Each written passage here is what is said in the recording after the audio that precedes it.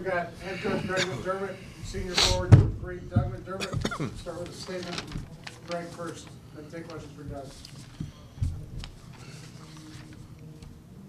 It was a physical basketball game, and we uncharacteristically turned it over a lot.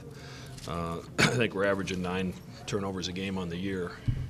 And I thought for some reason we were a little sped up today.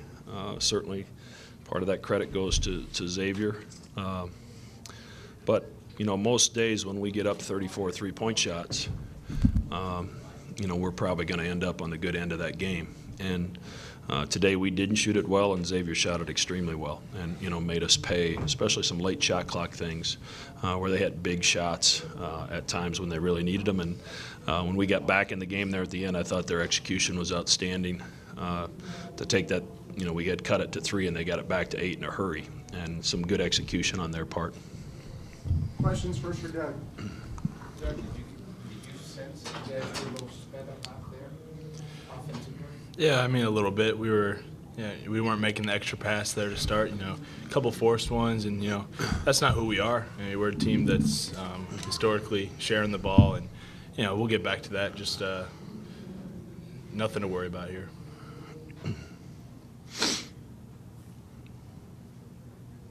Obviously, they did a better job maybe stopping you guys in transition than they did in the Omaha game. I guess, what did you see that they were doing that enabled them to do that? They did a great job, but it's partly on us too. I think at times we settled to float around the perimeter a little too much and not run into the rim. And we got some easy looks at our place when we did that. So part of it's on us, but they definitely did a much better job of getting back and getting their defense set.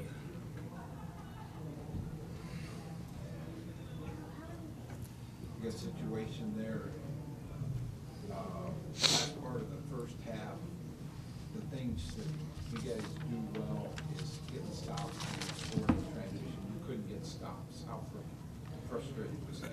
Yeah, it was frustrating. I thought we competed a lot better there in the second half, but they hit some tough shots. You got to give D. Davis and Justin Martin a lot of credit because they made us pay. At first, we weren't guarding them as tight, and they made us pay a couple times. So you got to give them credit.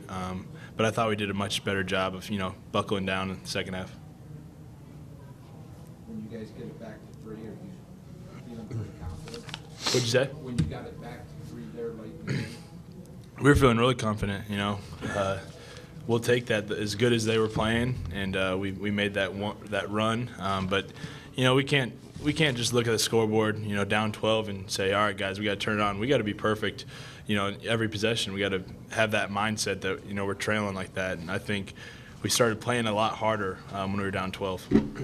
2 more for Doug. Somebody would have told you as a team, you got up 34 threes. Did you feel pretty? Yeah, I'd feel pretty good about our chances. A couple of them were forced. Some deep shots towards the end there, but we got to play inside out more. We can't just float around the perimeter. We were a good shooting team, but I think what's made us good is playing inside out and kind of working through the post. Just talk a little bit about Tuesday. Tuesday's huge. Georgetown's. They're kind of playing with the same thing at stake that Xavier was. A chance to make the NCAA tournament basically with a big resume win. So, we got to be able to match their intensity. Xavier got us tonight. They're a really good team, but Georgetown's feeling the same way with us coming to town. All right, thanks. We'll continue on with questions for Greg McDermott. Am I good? Coach, in the first game, at the very start of that game, Matt Steinberg was able to pass out of double teams and find guys on the perimeter, and it seems like he was able to do that again tonight. How much of that was a concern coming into this game, and how much did it affect the game, do you think? Well, obviously it's a big concern. Xavier's built in a way that can really hurt us inside, and we hope that we could, the fact that we're giving up something there, that we can get it back on the other end of the floor. But if you're not shooting threes well, then you're going to lose that battle. And he made us pay again tonight. There were some, I think there was 4 fouls called on Ethan Raggi in the post. Obviously that was damaging to us as we tried to guard him. So, you know, he's a really good player, one of the best passing big men that we've played all year. You didn't see much of Jalen Reynolds the last time you played him. How much does he change Xavier's defense, in your opinion? He's a force at the rim, and you know he's such a good rebounder. And you know when you're scrambling with some double teams and you're playing in some disadvantaged situations because of that, trying to get back to him to block him out can be a challenge. And obviously he's got a chance to be a really good player. He's a nice freshman post player. Doug was talking about having to match Xavier's intensity and intensity of the crowd. Obviously, you guys play in a pretty hyped up arena yourself when you guys are at home. But have you felt as the year gone on that you guys have maybe starting to get the best of everybody? That you guys are that marked team. Well, we're ranked. We've been ranked nationally for most of the season, so that obviously puts an X on your back to start with, and Xavier's got a lot to play for. They want to make sure they're in the NCAA tournament. I think they were in, win or lose today, but a win over a high RPI team like ourselves is going to do them a lot of good. So our guys were well aware of what was at stake, and that's why it's a little bit troubling that I didn't think we turned our fight on as quick as we needed to, because Xavier certainly had it from the onset. How frustrating was it not being able to get stops there in the last 5-6 minutes? Well, part of, the stops were one thing, but I think it was 34-30, and I think we turned it over on 3 straight possessions, and a couple of those led to easy baskets in transition. And as I said earlier, we're not a team that turns it over, and we got sped up at times. We wanted to attack in transition. We wanted to run and make their bigs run, but I think we got ahead of ourselves at times in an attack mode where we weren't able to make good decisions. And, we'll look at that film, we'll try to learn from that and make sure we're better on Tuesday. You got some good minutes out of Zach today. You got some good minutes out of Devin. At the end of the game, though, you want the experienced guys just because.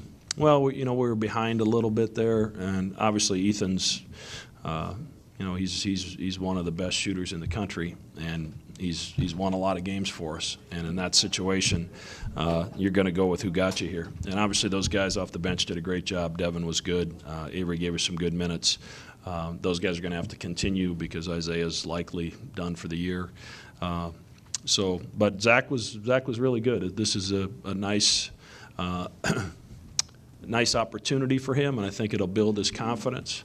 I think he and Jalen Reynolds are going to have some pretty good battles in the future. I think they're 2 really good young post players.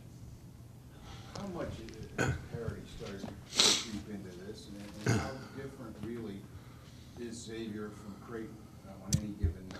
How different Seton Hall than Creighton? We won a 1-point game. This league is, you turn on the TV and you watch a game. There's just not much difference from top to bottom. There's a lot of teams that are well coached, and you're really splitting hairs to try to figure out the difference. And Villanova's leading the league, and they've probably won more close games than anybody in the conference, and that's a credit to Coach Wright and his staff. But there's very little difference between the 2 teams that played today, and especially when they had some guys step up. I thought. D. Davis was outstanding, and I thought Justin Martin was really good. Samaje, did I pronounce that right? Is that correct? All right, I struggle with that a little bit. He's hard to stop, and in some ways he's going to get his, and you try to take away some other things, and D and Justin really made us pay. What did you say to the team after Isaiah went down? Because those kind of injuries can sometimes happen. It's been the next man up. We lost Grant for those 6 or 7 games, and Isaiah and Devin and Avery stepped in and did a great job. We went 6-1 in those games, and now somebody else is going to have to step up again because Avery's been playing a more prominent role in our team, especially the last 2 or 3 weeks. Isaiah, but we're going to need those guys to step up, and we'll get Isaiah's knee checked out when we get to DC and see exactly what the problem is. Any other questions? Thank you.